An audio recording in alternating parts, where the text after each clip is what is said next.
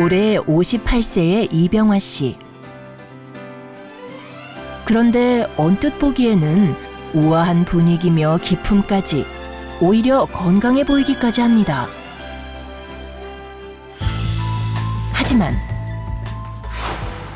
그녀에겐 아무에게도 털어놓지 못한 남모를 고민이 있다는데요. 좀 표현하기는 그렇지만 남모르게 고민도 많고 밖에서 생활하는데 자신감도 부족하고. 겉으로 보기에는 고민이라고는 없을 것 같은데 그녀에게 도대체 어떤 사연이 숨겨져 있는 걸까요?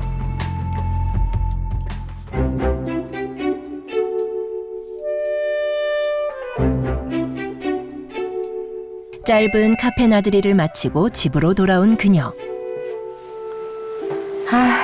화장을 좀 지워야지. 귀가 후 화장부터 지우는 건강한 생활 습관까지 가지고 있는데요. 그런데 진한 화장을 벗겨내자 그녀의 아픈 속사정이 여실히 드러납니다. 짙은 기미와 검버섯, 그녀의 피부 건강 상태가 심상치 않은데요. 이처럼 심각한 피부 노화 때문에 두꺼운 화장을 할 수밖에 없다는 그녀. 그녀의 말 못할 고민이 마음속 깊이 와닿습니다. 도대체 왜 이렇게까지 되어버린 걸까요? 기미도 이렇게 이마에 많이 나 있고 여기 눈가에 다크서클이나 주름도 많고 늘어진 면상이 굉장히 크고 목에 지젖도 이렇게 좀 나 있고 해서 밖에 나서기가 너무 힘든 입장이죠. 너무 스트레스가 많아요.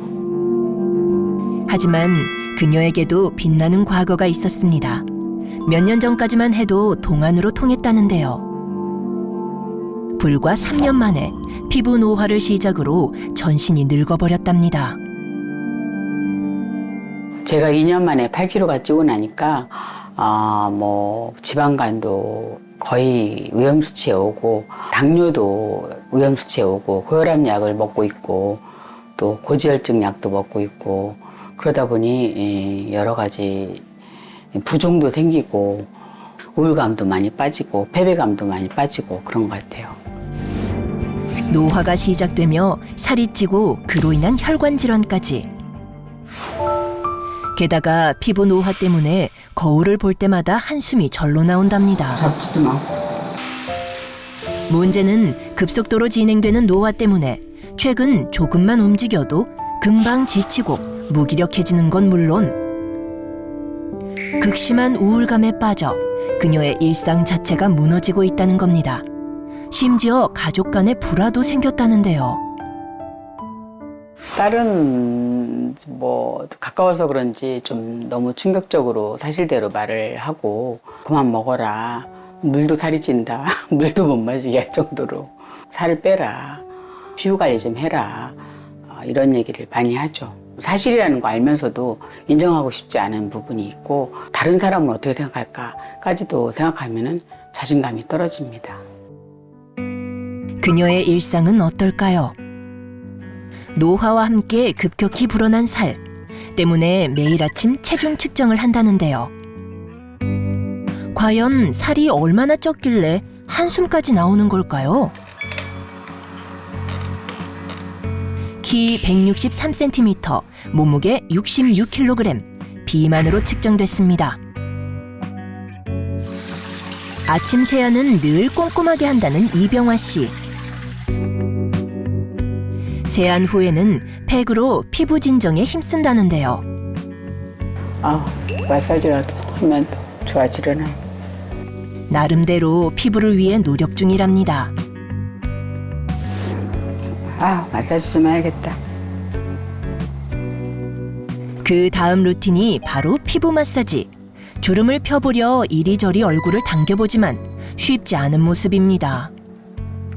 제 나름대로는 열심히 노력하고 있는데 그 노화가 진행되는 거에 대해서는 어떻게 막을 수가 없는 것 같아요.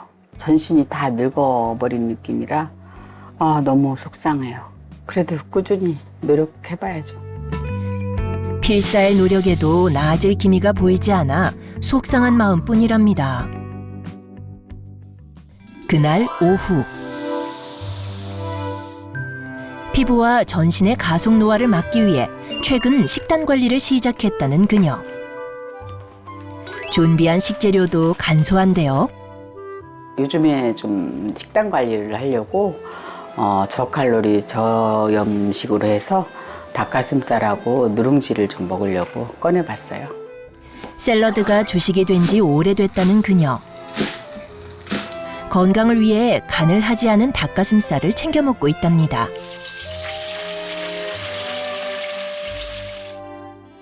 예전에는 뭐 흰밥을 밥솥에서 뭐 수시로 꺼내 먹었는데 살 좀 빠지려나 하고 이제 현미 누룽지로 좀 대체를 해서 바꾸어 보았어요.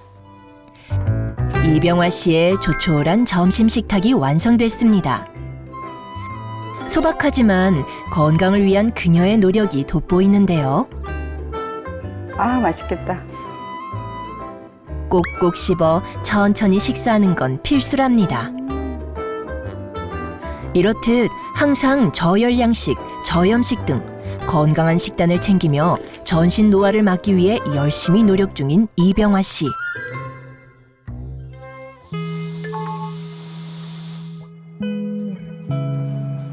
약 먹어야지. 아휴. 식사 후 그녀를 기다리는 수십 알의 약. 이를 매일 먹어야 하는 것도 고통이라는데요. 매일같이 약을 챙겨 먹어야 된다는 게 정말 이렇게 심정적으로 너무 스트레스가 오고 현실적으로도 스트레스 많은 것 같아요. 그녀의 건강에는 어떤 문제가 있을까? 정밀 검사를 통해 알아보기로 했습니다. 여러 장기를 볼 수 있는 복부 초음파도 진행했는데요. 그래서 숨 크게 들이마셨다가 숨 참으세요. 약도 많이 먹고 노화 현상도 많이 오고 피부도 안 좋고 한데 검사를 받으려니까 왠지 두렵고 더 안 좋을 게 나오지 않을까 너무 많이 걱정이 돼요. 과연 검사 결과는 어떻게 나왔을까요? 우리 복부 초음파 결과를 먼저 보여드리면 지방간이 있습니다. 아우. 이 정도면 꽤 심하신 편이에요. 지방간도 단계가 경도, 중등도, 심각이 있는데 중등도 이상으로 꽤 심한 편이에요. 어머, 예. 지방간 때문에 어디가 아프거나 불편한 거 하나도 없는데 지방간이 심해지면 간경화, 간암까지 갈 수 있습니다. 우리 활성산소 수치 저희가 검사를 했는데 예. 활성산소 수치가 남들보다 높아요. 이거는 산화 스트레스를 많이 받고 있다. 예. 이 독소에 대한 영향을 많이 받고 있는 상태다. 이렇게 볼 수가 있어요. 예. 큰일 났네. 혈당, 간 수치, 활성산소 수치까지 정상치를 훌쩍 웃도는 결과가 나왔습니다. 도대체 그 원인은 무엇일까요? 피부는 물론 혈관까지 전신의 가속 노화가 시작된 이병화 씨. 건강을 되찾기 위해 저열량 식품을 섭취하고 있었는데요. 하지만 이 모든 것이 체내 산성화를 부르는 산성식품이었습니다. 실제 여러분의 식탁에 오르는 음식들 중 대부분이 체내 산성화를 부르는 산성식품이라는 것 다들 알고 계셨습니까? 그렇다면 산성식품과 알칼리성 식품은 어떻게 구분할까요? 섭취한 음식이 소화된 후 무엇을 남기느냐에 따라 식품의 성질이 분류되는데요. 소화 후 대사 과정에서 칼슘, 칼륨, 마그네슘이 남으면 알칼리 식품, 인, 황, 염소가 남으면 산성식품으로 분류됩니다. 산성에 가까울수록 붉은색, 알칼리성은 보라색을 띠게 됩니다. 음식을 태워 소화 이후 환경과 동일하게 만든 후 중성수에 지시약을 넣고 식품의 성질을 확인해 봤는데요. 육류와 탄수화물은 산성으로, 레몬을 비롯한 과일과 해조류는 알칼리성으로 나타났습니다. 실제 우리가 먹는 주식인 곡류와 육류, 어패류는 대부분이 산성식품, 채소와 과일, 콩류, 해조류는 알칼리성 식품으로 분류되는데요. 즉, 이병화 씨가 건강을 위해 섭취했던 닭가슴살과 현미 누룽지 역시 모두 산성식품이었던 거죠. 문제는 이러한 산성식품의 과한 섭취가 여성들에게 대장암 위험을 더욱 높이는 것으로 나타났다는 겁니다.